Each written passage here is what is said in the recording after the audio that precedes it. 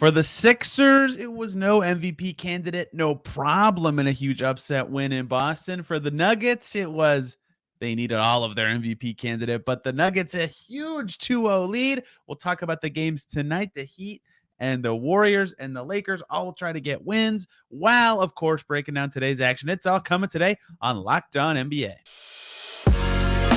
You are Locked On NBA, your daily NBA podcast. Part of the Locked On Podcast Network, your team every day. Welcome into this Tuesday edition of the Locked On NBA podcast, bringing you the latest and greatest from around the association. I'm Tony East, the host of Locked On Pacers. He's David Ramil, one of the hosts of Locked On Heat. And David, what a Monday night in the league it was. The day before the MVP announcements, no Embiid playing, yet his team pulls it off. Crazy win, potentially series changer, we'll see. And then the other MVP candidate, Jokic, who did play, his Nuggets go up 2-0. Fascinating night around the league. And I think we have to start with, unfortunately, detracting from the MVPs, although not unfortunately, because it was amazing. James Harden's best playoff game ever in game one of Sixers Celtics. I don't think it was his best game ever. It was a fantastic game, though. I think in the postseason, I think it was. Actually, he had a pretty fantastic game in 2000. I looked up his career playoff highs. This tied his career playoff highs in points. He actually shot a little bit more efficiently in a game back in 2015 against Golden State, where he had 12 of 13 free throws. He was also more efficient from three, shot better from the floor, more assists, more rebounds. So just a better overall night. But that's, I wanted to be the prisoner of the moment. I wanted to be all excited about today's performance, but, I had to rain on that parade just a little bit. That doesn't take away anything from Harden's performance. He was fantastic tonight. You wondered how this supporting cast would step up with Joel Embiid, knowing that he wasn't going to be available. He might be out for a substantial amount of time at this point. No exact time frame for his return.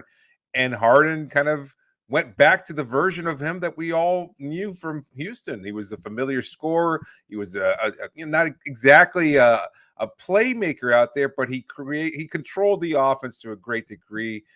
Just commanded so much respect, helped initiate a lot of things, and Tyrese Maxey also helped a lot in that regard as well. But as far as Harden's individual performance, he was fantastic. Every time it looked like Boston was going to be able to create a little cushion or take over a lead, maybe separate themselves from Philadelphia to an extent, there was Harden with a big shot or a big pass, or just getting to the rim too, doing everything that we know from him as far as being one of the best scorers in NBA history. So a really, really damn good game, if not his best playoff performance ever.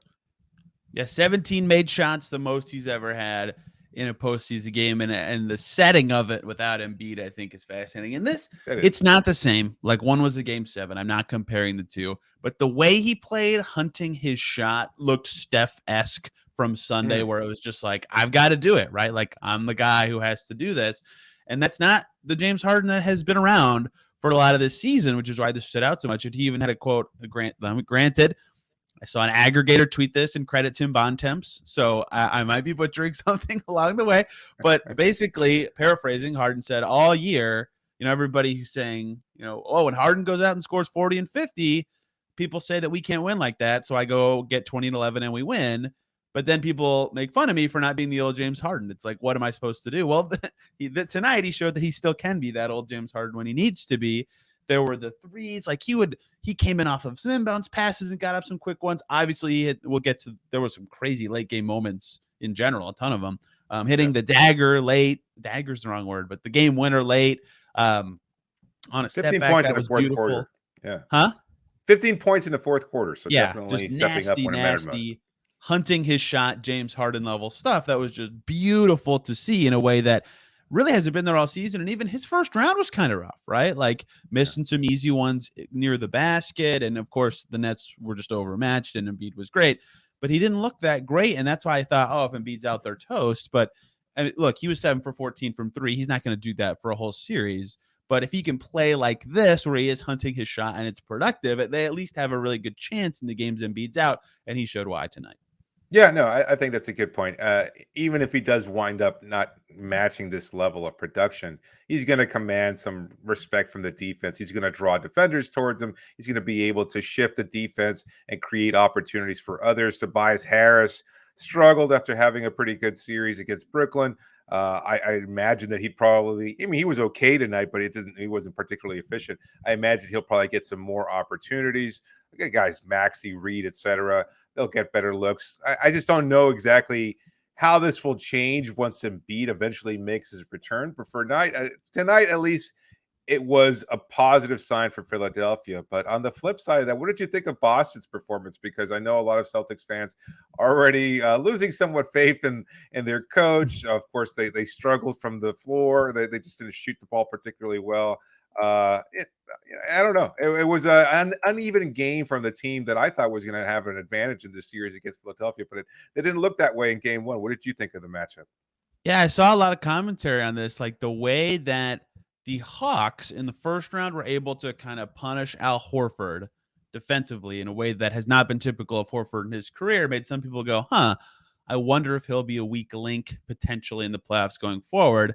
Well, that appeared to be the case, and the Celtics usually so rock solid on that end of the floor, especially when they can have Rob Williams just run around and cover ground in the postseason, that it's really hard to find that weak spot. Well, maybe it is Al Horford, who was minus 17 in this game, a game low for him, and he's normally just so reliable for Boston, and his offense was fine. He was 5 for 8, 6 rebounds, 3 assists, like a totally fine statistical Al Horford game, but his defense was not up to it, and they were getting cooked by the Sixers. I think that's the biggest concern thing if you're the Celtics, is you might have to tweak your front court rotation or try to find different lineups that work, because Tatum was still fantastic scoring the ball in this game, right? It looked like for a while it was toe-to-toe, him versus Harden kind of night, until he got smacked in the groin unintentionally. That was one of the many weird plays of the second half of this basketball game in transition. It did not look intentional at all. What would you say? PJ Tucker turned around fast. Like, I don't even know what to call this. The timing was impeccable. I mean, he was completely turned. So I don't think he saw, unless he has just unusually inhuman levels of peripheral vision, I don't think he saw Tatum as he was approaching him. And it looked like he was yelling at a teammate. I can't remember who it was exactly, but he was yelling at a teammate to his right. And as he was doing so, I think he was telling him, cut to the basket or something to that effect. He just did it with an open hand, and it just wound up catching Tatum in a very sensitive area. Every man watching that game went, they saw the replay of that one. I thought it was a much more severe injury. I didn't see the initial contact, and I saw him, writhing on the floor, and I'm thinking, this looks like a potential long-term injury here. One could be, season ending. It wasn't quite to that extreme, but it was obviously a pretty painful moment. I think that Horford thing's the biggest thing for me, because Tatum and Brown were 22 for 35. Like, they were efficient and getting it done, and the Celtics did pretty well in their minutes, and Brogdon played fine outside of his giant, enormous boneheaded mistake, which we should probably talk about in a second. And Rob Williams didn't miss a shot, and Marcus Smart made winning plays. Like, they got a lot from their typical guys outside of Horford, I feel like. So if they can find a way to mitigate Horford's impact, then I think they'll be fine, because most of the stuff that they would have liked to do looked like it went mostly well.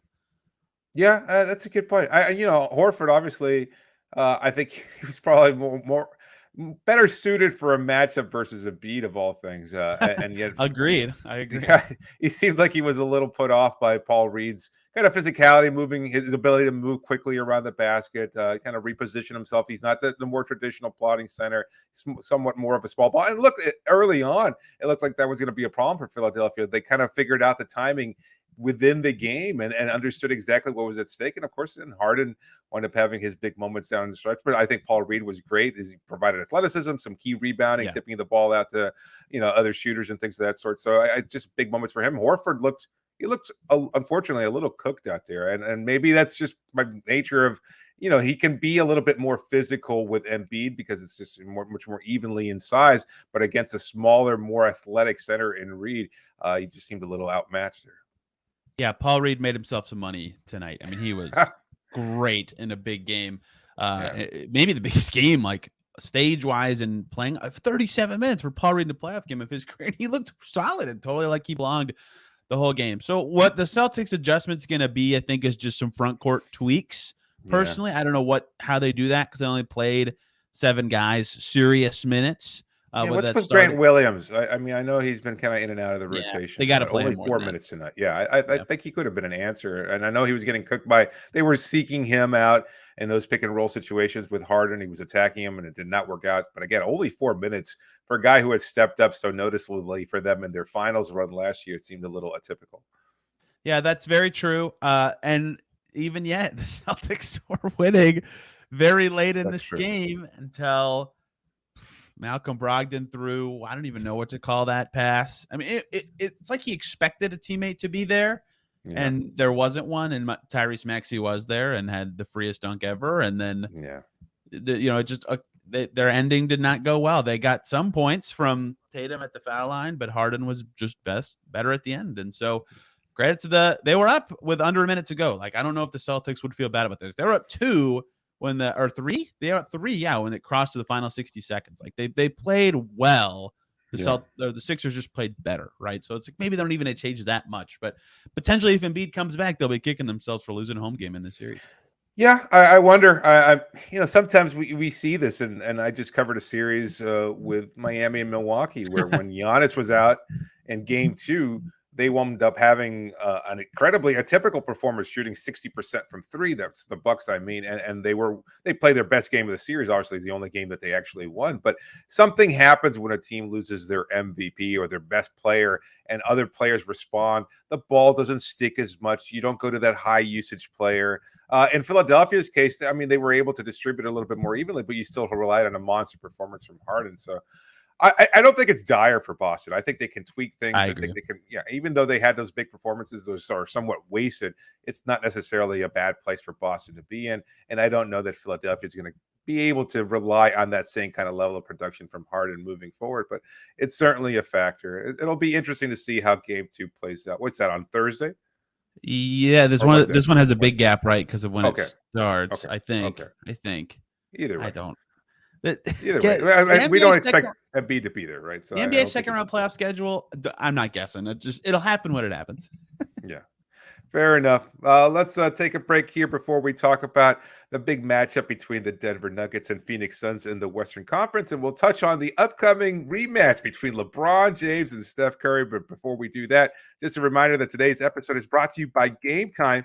Buying tickets to your favorite events shouldn't be stressful. Game Time is the fast and easiest way to buy tickets for all the sports, music, comedy, and theater near you with killer deals on last-minute tickets and their best price guarantee. You can stop stressing over the tickets and start getting hyped for the fun you'll have. They've got so many great deals. And look, if you're flying into some place out of town, maybe you're not familiar exactly with where we are, but you've got a few hours to kill after a business meeting or something like that. You know what? You go to Game Time. You can find tickets for concerts, theater events, comedy shows, whatever you might be interested in, a gaming event. If you want to go to a baseball game or something like that, you can just buy those tickets real cheap because of their best price guarantee. And I really like Game Time's app. You download it and you can find exactly what tickets you want, and you can see exactly where you'll be sitting. So if you're going to have any kind of obstruction like an antenna or some kind of blockage, just speaker system or anything like that, no worries. You buy the tickets, you know exactly what they'll look like once you're sitting in them. And again, best prices available. So download the Game Time app, create an account, and use the code LOCKEDONNBA for $20 off your first purchase. Terms apply. Again, but create an account and redeem the code LOCKEDONNBA for $20 off. Download Game Time today. Last minute tickets, lowest price guaranteed. Welcome back into Locked On NBA. Thanks for making us your first listen today. And every single day feels like your second listen. It has to be Locked On Sixers to hear about that impressive win they had to get their series going. Keith Pompey will have it all for you over at Locked On Sixers. Let's go to the MVP candidate who did play and played very well. I have to do this. I might not get to do it again in the series if the Suns win the next two. But the Locked On, we did our trade deadline special, and the Suns got Kevin Durant, and the whole chat was 8 people going, they're the favorites in the West, they're the favorites of the title. And I was the only one in this thing who said, guys, the Nuggets are pretty good. And look at this. The Nuggets are up 2-0, and it's kind of been weird. It's kind of just been weird to me because they have such talented players, but the way the NBA is now, they're not like a heavy threes team. They're not a heavy rim pressure team. They try to out-talent you, and that hasn't worked against the Nuggets because Jokic has been really good. They've gotten just enough from Jamal Murray when they needed it. Yes, he was bad tonight, but in the clutch, he made some plays. and they got big moments from Aaron Gordon, KCP, all their role guys, and got it done. And I think you could talk about all those other guys as long as you want, but Jokic was just completely ridiculous, and that was the story of the game. Yeah, I hate focusing on Phoenix too much, but it's you bring up a good point. The Nuggets played really well. Jokic was phenomenal. They got some great defense from Aaron Gordon. Contavious Caldwell Pope hitting some big shots in the fourth quarter. I think he had 2 threes there, awesome. and you mentioned Murray. Just good overall balance, but it kind of shows the dichotomy, the difference between these two, in that you have one that's much more experienced. And while Phoenix is certainly as talented, at least top heavy, the balance across that roster isn't there. The experience isn't there in terms of them playing together. Mm-hmm. Sure, they've also got a number of experienced players. And we should point out also that Chris Paul wound up leaving midway through the fourth quarter with tightness in the groin. And so he was not available for the closing minutes of those games when it was pretty close. Who knows if he would have been able to make a difference. And again, maybe it doesn't matter because Phoenix just shot 18% from 3-point range. That's not going to get it done. That's a struggle. Both teams struggled from long range, but Jokic had a big night, and that's basically what it boils down to. But there was a much more balanced side on Denver, and then Phoenix kind of just figuring things out on the fly. Great performance from Booker. Not nearly efficient enough scoring from Kevin Durant, and they just don't play like a very cohesive unit. For all the talent they have at the very top, there's still some things missing there. And I think that's what happens during the playoffs. You can see it. It boils it down to what the team is at its core. And right now they're still struggling to understand their identity and how to play with one another. Denver looked much more comfortable as a result. Look, it's not this simple. Like, it's just not. But they were close enough in 3-point attempts, and like they both kind of have similar pace of attacks and stuff. Yeah. The Suns took 5 free throws. 5.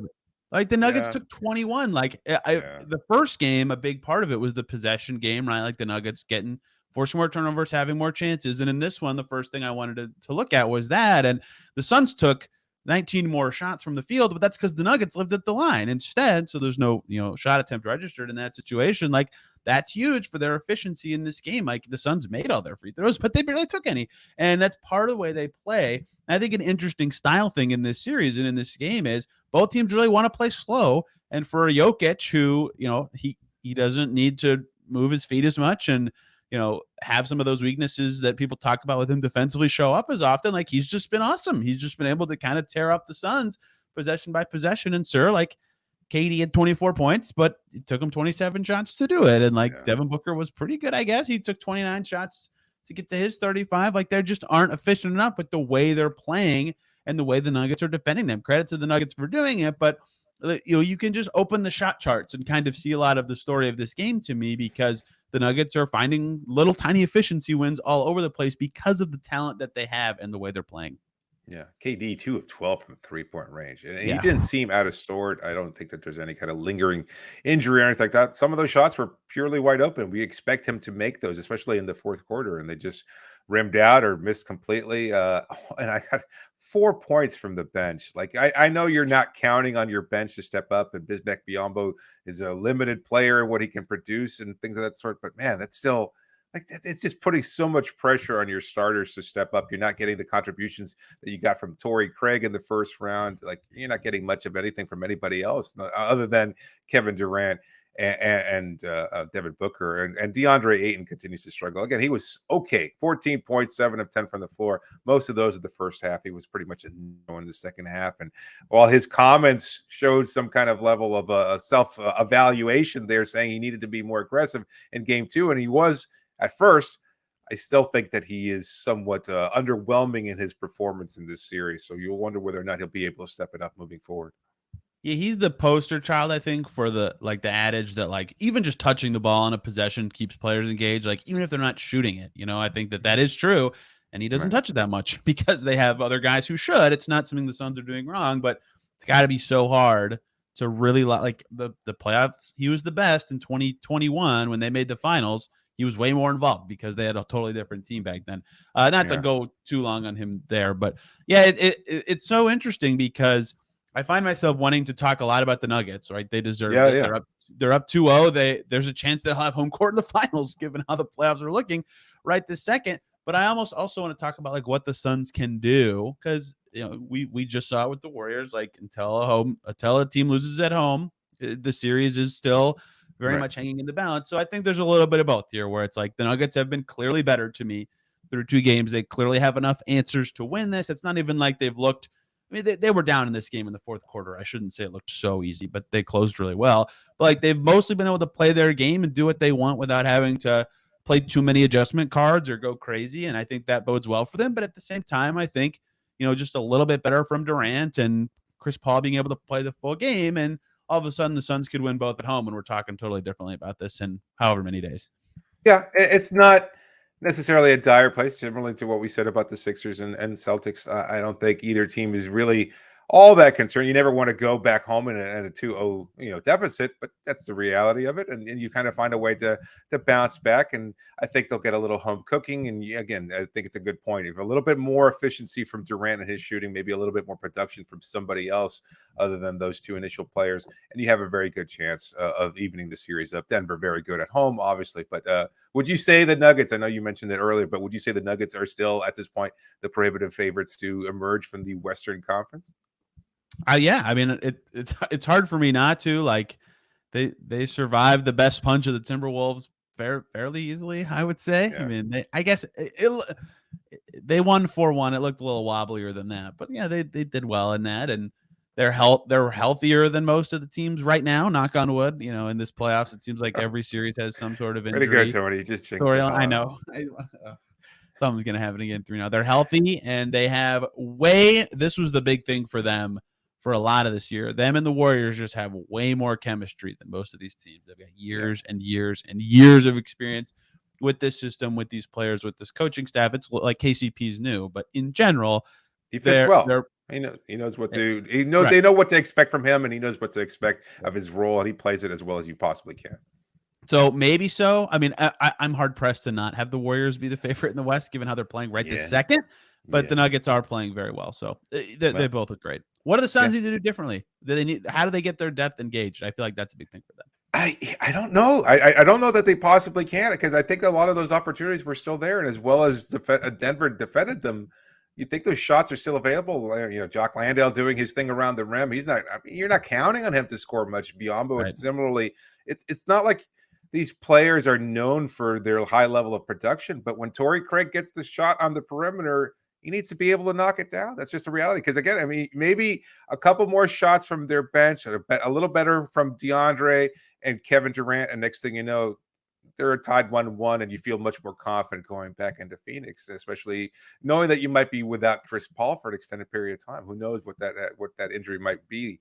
So I couldn't see anything necessarily in terms of getting their bench players more engaged. I think it was just a matter of missing a lot of whatever opportunities they did take. I mean, they weren't shooting a whole heck of a lot, but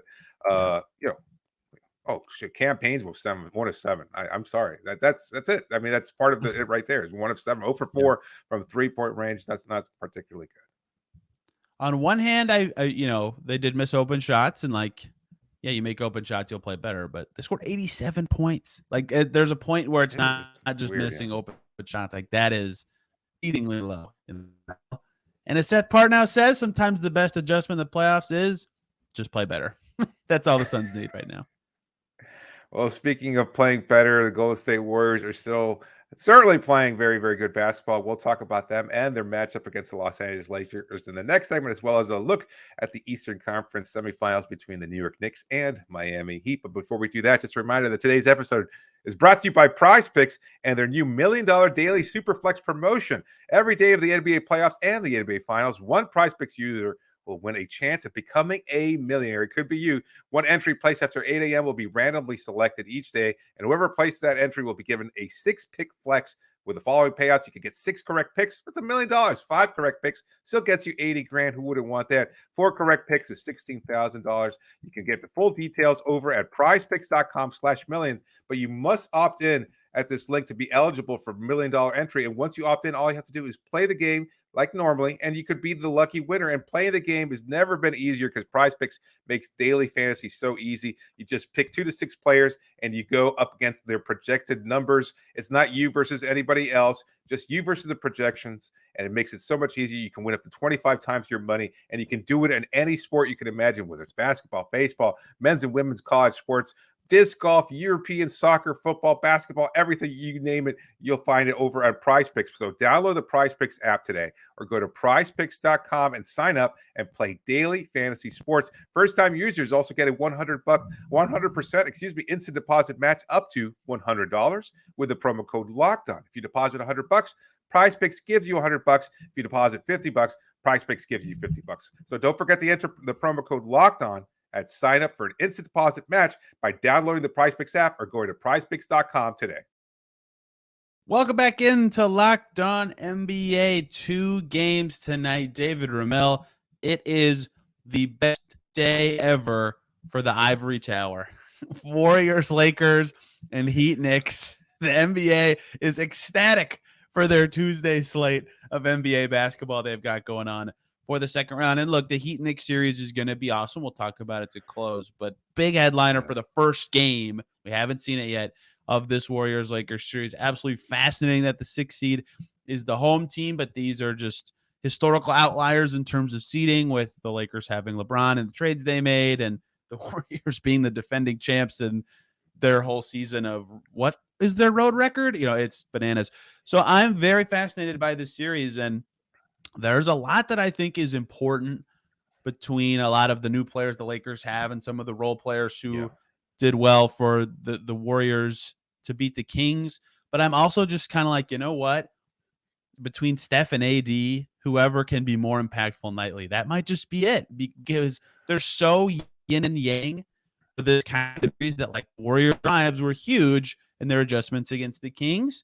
And so if AD can swallow those up, what can they go to instead? And for the Lakers, their defense was awesome in the first round against the Grizzlies. Like, can they actually stop the Warriors? And that might just come down to the Stars being their best. And maybe that's too reductive. Maybe it's not in the playoffs, but I'll be fascinated to watch those two go head to head. No, I think that's a great point. It's interesting. And it's funny because the marketing around the series is obviously Steph versus LeBron, and yet AD seems like he might be the more impactful player in the series. That's not to take away from what we know LeBron is going to be able to produce. That never is a question, really, when it comes to a player of that level of greatness, even at this point in his career. But AD has that opportunity to be so much more impactful, be much more dangerous from the perimeter, also around the rim.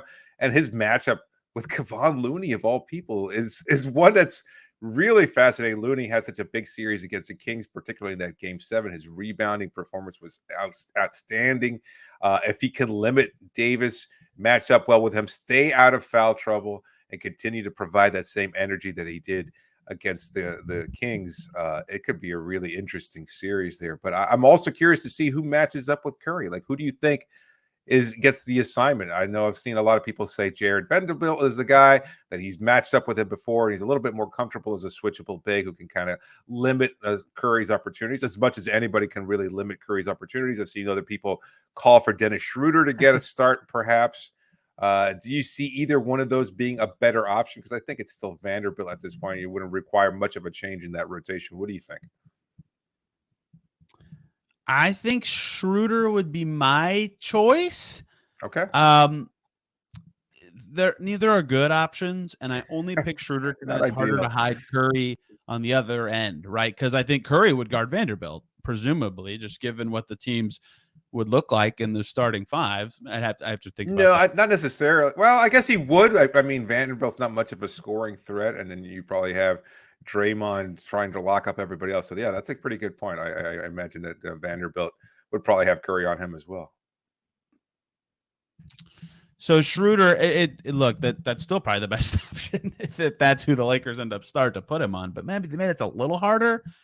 But maybe that's the first adjustment the Lakers go to if Vanderbilt isn't working, because of the Lakers starters from Series 1. Yes, Vanderbilt is definitely the best choice. Throw Reeves at him a few times, I guess, if you need to.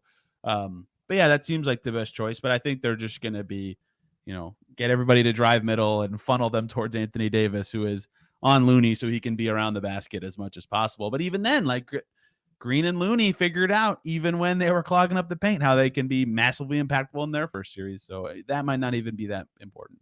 Yeah, that's a good point. I like the coaching matchup too. Darvin Ham, a little bit much more inexperienced, obviously, than Steve Kerr. Much more familiar with LeBron James and the way he plays. But LeBron, almost an acting coach out there, so aware of what Golden State does. Even though there's a change in the rosters from when they met 4 straight times in the finals, I should say. It's just interesting to see who makes these kinds of in series adjustments first.